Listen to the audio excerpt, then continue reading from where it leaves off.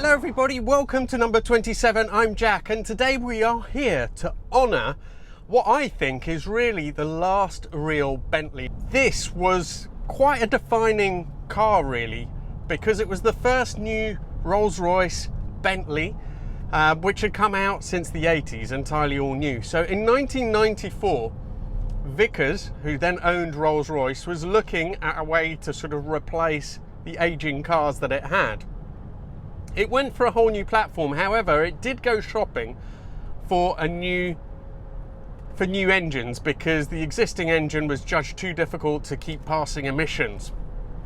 They eventually settled on two BMW engines, so the V12 for the Rolls Royce, and then for the Bentley they went for the 4.4 litre V8 BMW engine. Now it is quite crazy to think that it is because of a fight between two German companies, i.e. BMW and VW, that these cars eventually ended up with the original Rolls-Royce engine again.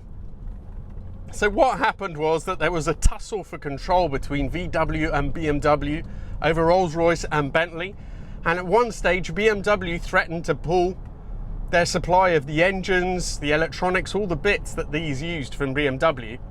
As a result, really hurriedly, they came out in '98 with the BMW engines. By 2000, they had been re-engineered so that there were two versions available. In the end, VW and Rolls-Royce came to an agreement where BMW took hold of Rolls-Royce, VW got Bentley, and BMW did continue supplying the engines. But incredibly, I think only 1,000 or so were sold of the green label versions, that is the ones with the BMW engine, compared to 6,000 odd with the old Rolls-Royce engine.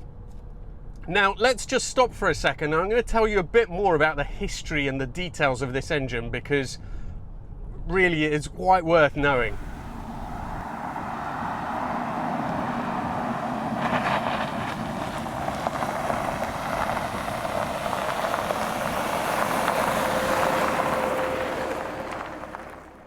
So this is really what this video is all about, this incredible engine.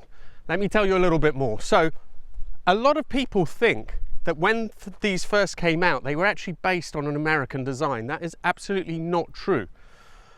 This was completely Rolls-Royce's own engine, and it initially came out, well, you can trace the roots of this lump back to 1959. So this is the longest V8 which has been in continuous production. Over 60 years. It went on till 2020, I think, was the last Bentley that used this engine. Originally the capacity was 6.25 litres. Obviously it was updated wildly throughout its lifetime, and perhaps some of the biggest changes was when it was first turboed for the Bentleys in the 80s. In this configuration, it was actually VW who brought it back. So initially what happened is that the new platform was designed to run the BMW 4.4 litre V8. That was known as the Green Label car. Because of what was going on, VW decided they couldn't rely on BMW for the powertrains, and they re-engineered the car to be able to fit this engine. Now that did have some benefits, because traditionalists never really quite got on with the 4.4 litre BMW engine. It just didn't have the instantaneous torque that these did. So as a result of that, as a rather cunning marketing ploy, VW sort of spun it as, we're going back due to sort of customer demand. It's debatable whether that's true or not, but certainly many more of these were sold than the Green Label cars. I think it's something like a 6-to-1 ratio. So although traditionalists did prefer this engine, there are actually some downsides. First of all, it is about 200 kilograms heavier, which is quite a large amount. Now this platform was designed for the lighter BMW engine, so in order to fit the old engine, they actually had to re-engineer the chassis. So there's much more sort of strengthening at the front. It's a stiffer platform, but it's also much heavier. So the car itself is about 300, I think over 300 kilos heavier than the Green Label version. So in 2002, when they were renamed as the R and the T, so the Red Label became the R, and then there was a more powerful version known as the T, They also went from a single turbo to twin turbos. The next big update was in 2007 when they changed to low inertia Mitsubishi turbos and to a 6-speed ZF gearbox. That is this car, and that is why the owner has picked this specifically. He was really determined to get the right configuration in terms of engine, gearbox, looks, and this is pretty much the sweet spot. The platform, although it did use some sort of German parts, you can see in this car there is some sort of BMW switchgear. They use BMW engines, some versions of them, but it was a British designed platform. And once VW put back, and that's so ironic, VW, a German company, put back the original Rolls Royce engine, this was still pretty much, I think, the last sort of mostly all British designed car.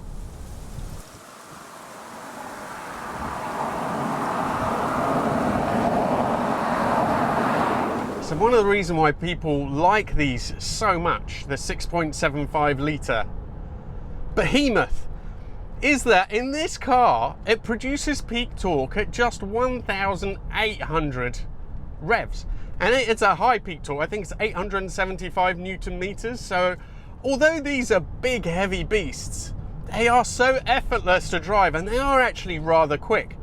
Now I am currently in the R version. The T had 500 horsepower and 1,000 Newton meters of torque. This has 450 and 875, as I mentioned, but it really is very sufficient. Although the T is a little bit more sporting, I don't like those weird split rims, or they look like split rims, that are on there. I prefer the look of this car with the more traditional, slightly smaller wheels. So what's it like to be in this Bentley, in the last Bentley? Well, the interior is just monumental. The woodwork is just incredible. And yes, there is some BMW switchgear, I mentioned that, but here the heater controls, I don't think it's too bad. Look, these vents are still sort of solid metal, aluminium, I've been told by the owner. And there are still some nice sort of touches, the little sort of joysticks. These I think were in all the sort of the Rolls and Bentleys previously. So there is still some really nice stuff on here, and obviously the leather, the stitching, it's all fantastic. Much more refined than the previous generation of cars as well. The body shell is much stiffer, and you can kind of feel that on bumpy roads. Look, I'm just turning around because I think what we all want to know is, what does it do if you just floor it and go down the road? So I'm going to put it in sport, which I think is just for the dampers, to stiffen them up. And then I'm literally just going to put my foot down, and I'm a bit scared, to be honest. Pointing straight, 1,000 revs, foot down. Oh my God.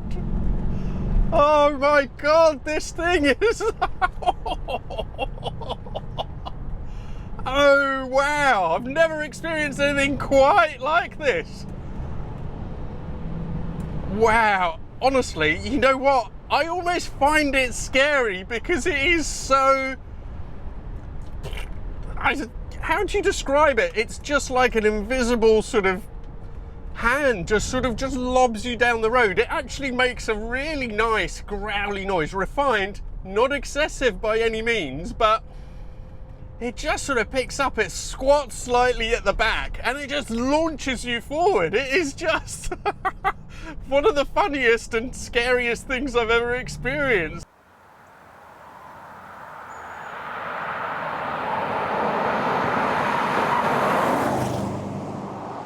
It's fairly tidy on these sort of, on those bends. God, when it shifts down and then picks up, there's a little bit of delay as the turbos kick in and as it kicks down.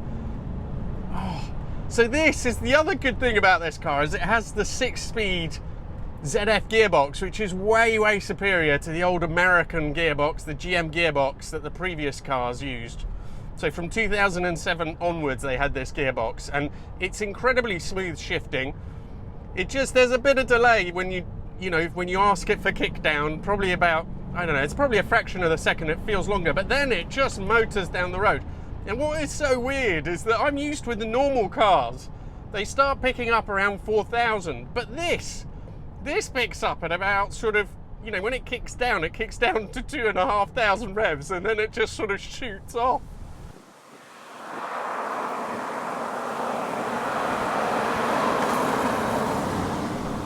It's pretty well controlled. You know, there's a bit of initial movement when you get into the corner. The steering is, it's feather light. I mean, it is, you could just use a finger to steer with it, absolutely. You don't get a lot of feel, but you do get some feel from the chassis because it's so heavy. The way the car moves around, that kind of gives you a bit of confidence. You know, it's telling you, it kind of is telling you what it is doing. So I haven't driven one of the BMW engined versions, and I'd quite like to try one, really. But this thing is just absolutely hysterical and does suit the car really pretty much perfectly.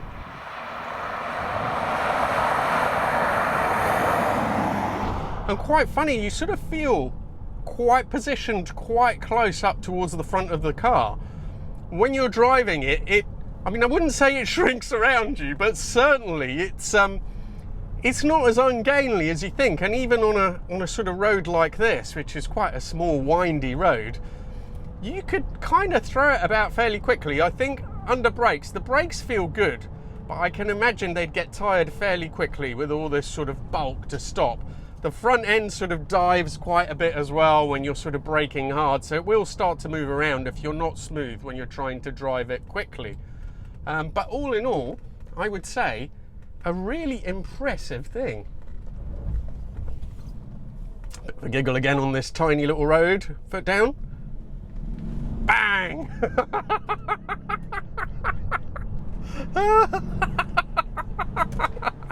It shouldn't be able to do this, it really shouldn't. What a cool thing. If it wasn't for the astronomical running costs, I would love to have one of these, I really would. Thank you all so much for watching. If you've got a car that you'd like me to do a review on, then please let me know.